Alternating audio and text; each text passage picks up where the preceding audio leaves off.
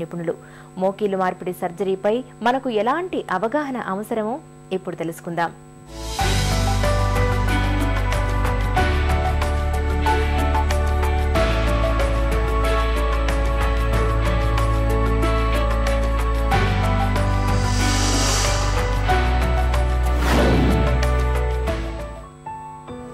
నడుము నొప్పి, మెడ నొప్పి, భుజం నొప్పి, ఎవరిని కదిపినా ఏదో ఒక నొప్పి.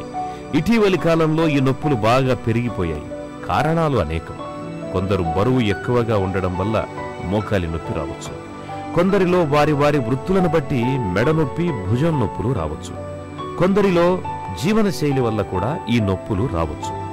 జీవనశైలి అంటే అసలు ఎలాంటి వ్యాయామం లేకుండా రోజుకు 10-12 గంటల పాటు కంప్యూటర్ల ముందు కూర్చొని పనిచేసే వారిలో నడుము నొప్పితో పాటు భుజం, మెడ నొప్పులు కూడా వచ్చే ప్రమాదం ఉంది.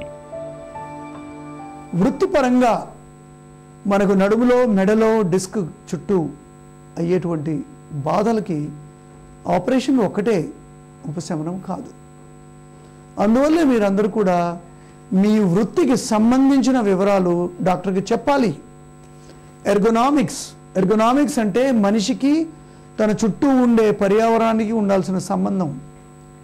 ఒక పెన్ వాడతాం, అది చాలా సన్నగా ఉంటే వేళ్ళకి నొప్పి అవుతుంది, మరీ లావుగా ఉంటే పట్టుకోలేము.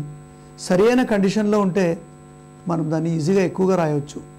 అదేవిధంగా మనం కూర్చునే కుర్చీ, మనం నడిపే బండి, మనం రోజు టీవీ చూస్తూ పడుకునే మంచం, ఇలాంటి ఎన్నో రకాల రోజు దైనందిక చర్యల్లో వాడుకునేటువంటి వస్తువులు మన శరీరానికి సరిగ్గా సూట్ అవుతాయా, ఇది చాలా ముఖ్యమైనది. కాకపోతే క్రమక్రమంగా they will create undue stresses on the muscles of the neck, muscles of the back.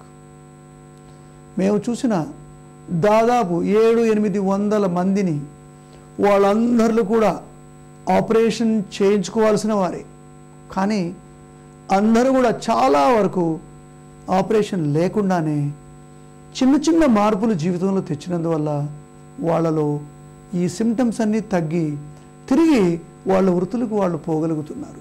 కీళ్ల నొప్పులు, గుండె జబ్బులు మొదలైన వాటికి ఆపరేషన్ల దాకా వెళ్లకుండా ఉండాలి అంటే అందుకు ఏం చేయాలి? జీవన శైలి, అలవాట్ల విషయంలో ఎలాంటి జాగ్రత్తలు తీసుకోవాలి? జీవితాన్ని ఆనందంగా ఉంచే ఆరోగ్యకరమైన జీవన శైలి గురించి ఒక చిన్న విరామం తర్వాత తెలుసుకుందాం.